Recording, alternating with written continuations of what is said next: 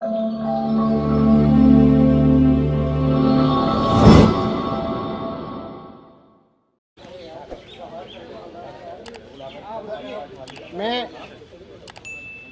एक तो कल अमेरिका के एक सबसे बड़े अखबार और दुनिया के बहुत नामचीन अखबार न्यूयॉर्क टाइम्स में कल एक खबर छपी थी जिसमें दिल्ली के एजुकेशन मॉडल को फ्रंट पेज पे कवर किया गया है। ये भारत के लिए बहुत बड़ी बात है, बहुत गर्व की बात है कि देश का एजुकेशन मॉडल उस तरफ जा रहा है जहां दुनिया उसकी चर्चा कर रही है। भारत के एजुकेशन मॉडल में दुनिया को कुछ ऐसा दिखाई दे रहा है, दुनिया के सबसे बड़े अखबारों को ऐसा दिखाई दे रहा है ताकि वो दुनिया को प्रेरित कर सकें, उससे दुनिया को बता सकें। ये हमारे लिए गर्व की बात है। अभी मैं ये देख रहा था कि इसी न्यूयॉर्क टाइम्स के फ्रंट पेज पे करीब 1.5 साल पहले ये तस्वीर छपी थी, आपने भी देखा होगा, जिसमें कोविड के दौरान नदी के किनारे जलती हुई लाखों लाशों की तस्वीरें छपी थीं। कोविड के दौरान लाखों लाशें मां गंगा के किनारे पर किस तरह से गैर इंसानियत से जलाई गई थी, उसकी तस्वीर, उसकी खबर न्यूयॉर्क टाइम्स में छपी थी 1.5 साल पहले। जब ये खबर हमने देखी थी और देश के लोगों ने देखी थी तो एक भारतीय के नाते थोड़ा अपने आप पे शर्म आई थी, अपनी गवर्नेंस पे शर्म आई थी, अपने मॉडल पे शर्म आई थी। दुनिया में कोविड हैंडल हो रहा था लेकिन हम ऐसे हैंडल कर रहे थे, इस पे शर्म आई थी कि भारत में कोविड ऐसे हैंडल हो रहा है। कल जब ये खबर छपी तो एक भारतीय के नाते सबको गर्व हुआ कि भारत में एजुकेशन का ऐसा मॉडल है जिसको न्यूयॉर्क टाइम्स जैसे अखबार फ्रंट पेज पे लीड स्टोरी बना बना के पूरी पिक्चर और पूरी स्टोरी छाप रहे हैं, इतना बड़ा आर्टिकल छाप रहे हैं। ये मेरे लिए भी गर्व की बात है, लेकिन मैं बहुत विनम्रता के साथ कहना चाहता हूँ कि ये खबर मेरी उपलब्धि नहीं है।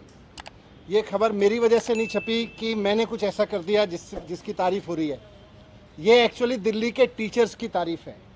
तो आज जब न्यूयॉर्क टाइम्स के फ्रंट पेज पे दिल्ली के टीचर्स का काम छप रहा है और सारी दुनिया उनकी तारीफ कर रही है, तो मैं दिल्ली के टीचर्स को बहुत बहुत बधाई देना चाहता हूँ। मैं उनको कहना चाहता हूँ कि इसी तरह से लगे रहिए।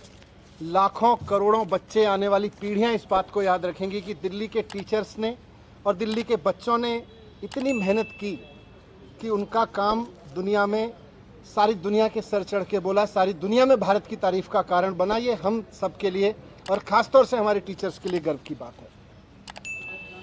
कल मेरे घर सीबीआई के ऑफिसर्स आए थे और दिल्ली सचिवालय में मेरे जो एजुकेशन मिनिस्टर का, डिप्टी सीएम का ऑफिस है, वहाँ पर भी उन्होंने रेड की थी।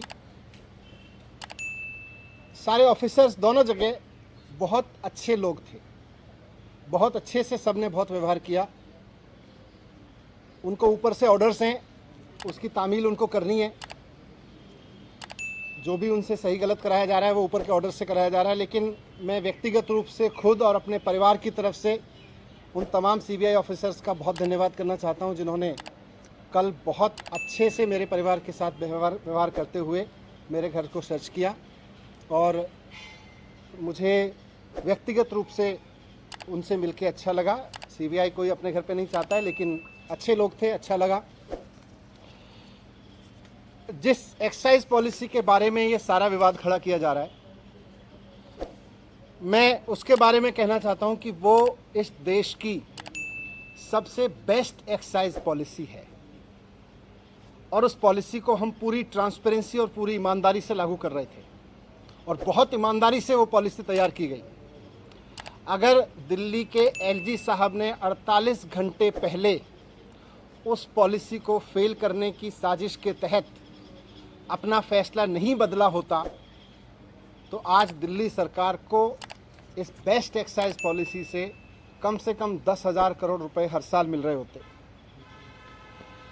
ये लोग कह रहे हैं कि इस पॉलिसी में बहुत बड़ा घोटाला हो गया। कल मैं मनोज तिवारी जी का एक प्रेस कॉन्फ्रेंस देखा मैंने। मनोज तिवारी जी कह रहे थे कि 8,000 करोड़ का घोटाला हो गया है एक्साइज पॉलिसी में।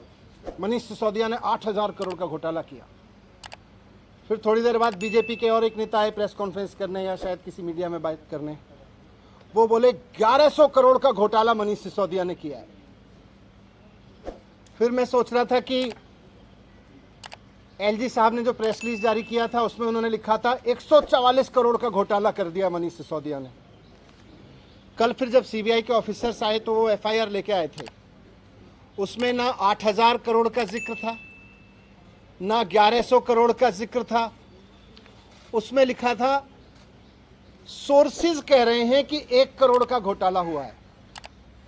सोर्सेज कह रहे हैं कि 1 करोड़ का घोटाला हुआ है, ये सीबीआई की एफआईआर कह रही है। इसमें ना 144 करोड़ का जिक्र है, ना 11,000 करोड़ का जिक्र है, 1100 करोड़ का, ना 8,000 करोड़ का मनोज तिवारी जी वाला जिक्र है। मैं कह रहा हूं कि ये सब बकवास है, ये सब बकवास कर रहे हैं। इस पूरी पॉलिसी में कोई घोटाला नहीं हुआ, बहुत शानदार पॉलिसी है। और जो ये लोग कह रहे हैं, इनको ना तो कुछ पता है, ना इन्होंने कुछ पढ़ा है, बस इनको तो कहीं से कोई स्क्रिप्ट जो दी जाती है ये उसको रटते हैं। मैं आज आपको बताता हूं कि इस पूरे शोर शराबे के पीछे असली कहानी क्या है, इसका सच क्या है। सच ये है कि मुद्दा शराब का घोटाला है ही नहीं। इनको शराब के किसी घोटाले की चिंता नहीं है, इनको घोटाले की चिंता नहीं है। अगर इनको शराब के घोटाले की चिंता होती तो गुजरात में हर साल 10,000 करोड़ रुपए की एक्साइज चोरी होती है। अगर शराब की एक्साइज की चोरी की अगर चिंता इनको होती, एक्साइज के घोटाले की इनको चिंता होती, तो आज ये सीबीआई का पूरा हेडक्वार्टर गुजरात में शिफ्ट करा देते 10,000 करोड़ का घोटाला रोकने के लिए। और यही लोग करवा रहे हैं, जो लोग सीबीआई को इंस्ट्रक्शंस दे रहे हैं ना, यही लोग गुजरात में 10,000 करोड़ रुपए की एक्साइज की चोरी कर रहे हैं। लेकिन इनको घोटाले की चिंता नहीं है, शराब की एक्साइज की पॉलिसी में हो रही चोरी की किसी की चिंता नहीं है, क्योंकि गुजरात में 10,000 करोड़ की चोरी हो रही है। वहां सीबीआई नहीं भेजते। अगर घोटाले की चिंता होती तो ईडी का दफ्तर वहां खुल जाता, ईडी का पूरा हेडक्वार्टर वहां शिफ्ट हो जाता। वहां नहीं हो रही कोई धरपकड़।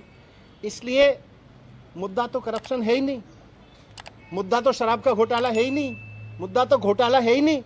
अगर मुद्दा घोटाला होता तो प्रधानमंत्री जी ने कुछ दिन पहले बुंदेलखंड एक्सप्रेसवे का उद्घाटन किया था। आप सबने देखा था, आप सबने दिखाया था, सारे मीडिया ने चलाया था।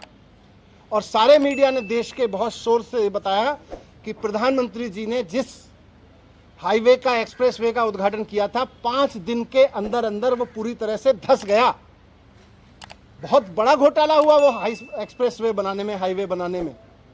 अगर मुद्दा करप्शन होता तो आज सीबीआई और ईडी प्रधानमंत्री द्वारा उद्घाटित किए गए उस महामार्ग के घोटालेबाजों को पकड़ रही होती, उनके घर रेड कर रही होती, जिन्होंने इतना बड़ा घोटाला कर दिया कि प्रधानमंत्री जी ने जिस एक्सप्रेसवे का उद्घाटन किया 5 दिन में धंस गया।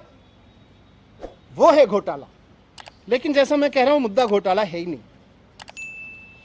शराब या एक्साइज की चोरी इनकी परेशानी है ही नहीं। इनकी परेशानी है अरविंद केजरीवाल। इनकी परेशानी है कि अरविंद केजरीवाल जिस तरह से अब पूरे देश में एक काम करने वाले ईमानदार नेता के रूप में पहचान बनाते जा रहे हैं और पूरे देश के लोग अब उनको पसंद करने लगे हैं, इनकी परेशानी ये है। और पंजाब के बाद तो पूरे देश में अरविंद केजरीवाल जी को एक राष्ट्रीय विकल्प के रूप में देखा जाने लगा है। इनकी परेशानी ये है। ये जो पूरी कार्रवाई मेरे खिलाफ हो रही है, ये जो पूरी कार्रवाई मेरे दफ्तर में हो रही है, मेरे घर में रेड डाली जा रही है, ये हो ही इसलिए रही है कि अरविंद केजरीवाल जी को रोकना चाहते हैं। ये अरविंद केजरीवाल जी को रोकने की जो साजिश रची जा रही है उसी स्क्रिप्ट का हिस्सा है। आप सब जानते हैं, देश जानता है कि अरविंद केजरीवाल जी की सबसे बड़ी ताकत है कि वो एक बहुत कट्टर ईमानदार नेता है। अरविंद केजरीवाल जी की दूसरी सबसे बड़ी ताकत है कि उनको काम करना और काम करवाना आता है।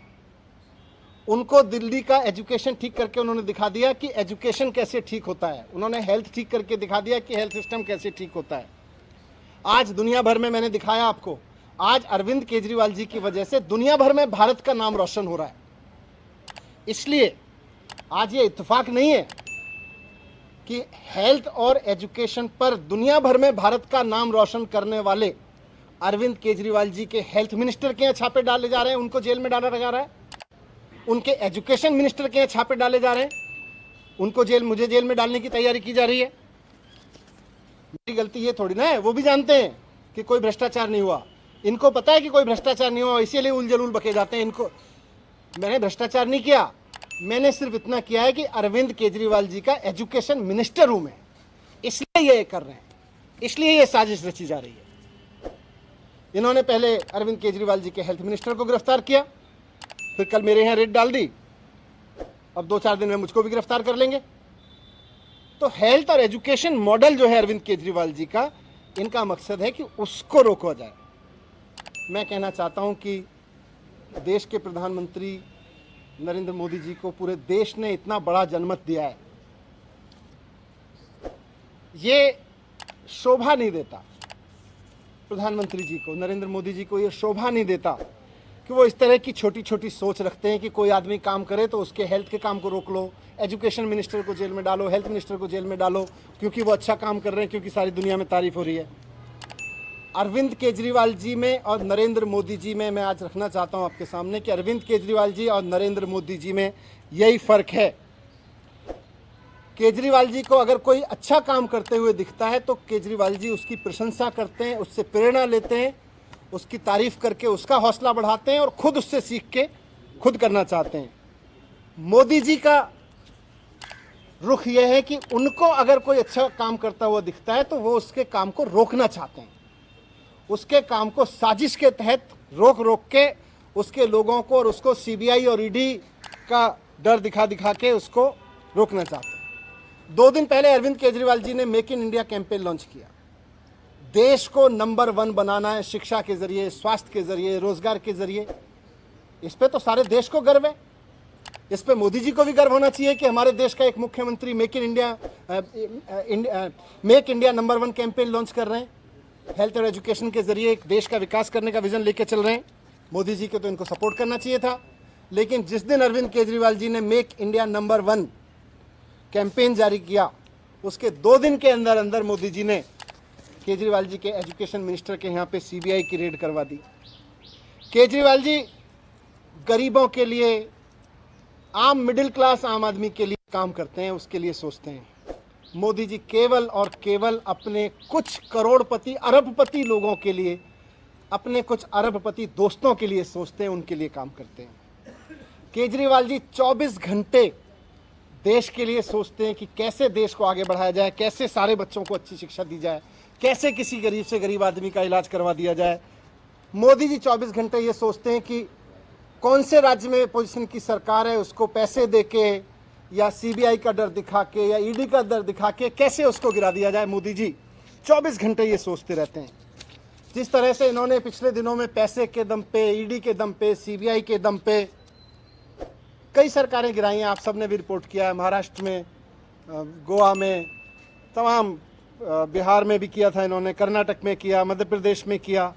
पूरे देश के लोग इनसे अब दुखी हैं कि यार हम सरकार चुनते हैं, मोदी जी केवल 24 घंटे उसको गिराने में लगे रहते हैं। अरे आपको देश का प्रधानमंत्री बनाया, आप देश के लिए अच्छा सोचो। जिनको हमने राज्य के लिए किया है उसको राज्य के लिए अच्छा सोचें। मोदी जी केवल सीबीआई, ईडी, पैसा सब लगा के, साम दाम दंड भेद लगा के केवल सरकारें गिराने का 24 घंटे सपना देखते हैं। उसके अलावा मोदी जी को कोई सपना ही नहीं आता आजकल। मैं आज आपके सामने कहना चाहता हूं कि 2024 का चुनाव आम आदमी party versus Bharatiya Janata party होने जा रहा है। अब तक लोग पूछते थे कि मोदी वर्सेस हु, अब पूरे देश में माहौल बन रहा है कि मोदी जी नहीं चाहिए, अरविंद केजरीवाल जी को एक मौका देना है, एक मौका अरविंद केजरीवाल जी को देना है। अब ये बात पूरे देश से गूंजने लगी है। पूरा देश आज अरविंद केजरीवाल जी के साथ चल रहा है, इसलिए मोदी जी आज रोकना चाहते हैं। आज से 3-4 दिन के अंदर, हो सकता है आज कल परसों में, कभी भी ये सीबीआई, ईडी भेज के मुझे भी गिरफ्तार कर लेंगे, कई सारे और आप नेताओं को भी गिरफ्तार कर लेंगे। लेकिन मैं कहना चाहता हूं कि हम भगत सिंह के फॉलोअर हैं, हम अपने आप को भगत सिंह की संतान मानते हैं। हम डरने वाले नहीं हैं तुम्हारी सीबीआई से, तुम्हारी ईडी से, तुम्हारे पैसे के आगे बिकने वाले नहीं हैं। हमको नहीं तोड़ पाओगे तुम, हमको नहीं झुका पाओगे। आज मैं कह रहा हूं हम देश के लिए जान भी कुर्बान करेंगे, हम देश के लिए जेल भी जाएंगे, लेकिन लाखों बच्चों का भविष्य संवारना बंद नहीं करेंगे। करोड़ों लोगों के इलाज के लिए काम कराना बंद नहीं करेंगे। आज हमारे साथ अरविंद केजरीवाल जी के साथ लाखों बच्चों की दुआएं हैं, करोड़ों लोगों की दुआएं हैं, करोड़ों पेरेंट्स की दुआएं हैं। हम आपसे डरने वाले नहीं हैं। अगला चुनाव तो अब मोदी वर्सेस अरविंद केजरीवाल होकर रहेगा। धन्यवाद। मनीष जी, जब आप ये बात कर रहे हैं तो सवाल ये उठते हैं कि रेड जो हुई वो एक्साइज पॉलिसी को लेकर हुई और आप एजुकेशन और हेल्थ पे चले जाते हैं। ये नहीं बता रहे कि आपने जो पॉलिसी में लास्ट में बंद करके पुरानी पॉलिसी को शुरू किया, उससे आपको अगर फायदा था तो आपने बदली क्यों? देखो, मैं अभी बोला कि मुद्दा तो एक्साइज पॉलिसी या भ्रष्टाचार है ही नहीं तो अगर एक्साइज पॉलिसी का भ्रष्टाचार होता तो आज गुजरात में रेड हो रही होती। हुज ट्रेजेडी हो गई गुजरात में। कौन कर रहा है वहां पे? सीबीआई रेड नहीं कर रहे, वहां पे ईडी रेड नहीं कर रही, यहाँ पे हो रही है ईडी सीबीआई रेड। मुझे जेल भेजेंगे, उन लोगों को जेल भेजते। इनके ही तो लोग हैं वो करा रहे हैं, 10,000 करोड़ की चोरी कर ले रहे हैं, लोग मरवा रहे हैं। तो मुद्दा तो असली है कि अरविंद केजरीवाल को कैसे रोकना है। इस पे पुरानी पॉलिसी दोबारा से क्यों लाई गई? पुरानी पॉलिसी दोबारा से क्यों लाई गई?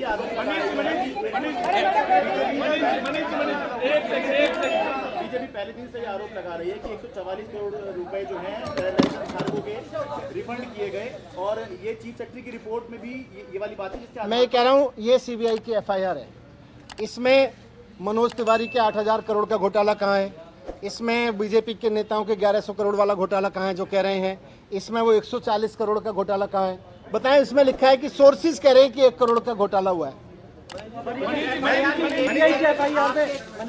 की एफआईआर में ये कहा है कि पब्लिक सर्वेंट ने इनके पॉलिसी को बनाते हैं अंडू फेवर जो है मिडलमैन उनको, इसमें समीर महेंद्रू है, इसमें जो एक पैसा ट्रांसफर किया 1 करोड़ रुपए वो दिनेश अरोड़ा की आम आदमी पार्टी के लीडर का बड़ा करीबी है। क्या संबंध है? अरोड़ा को जानते हैं?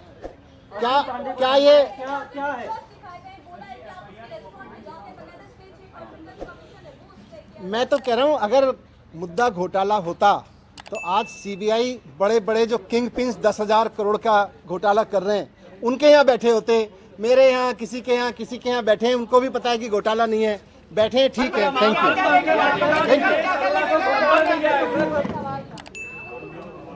कंचन जी, यही सवाल था आपसे।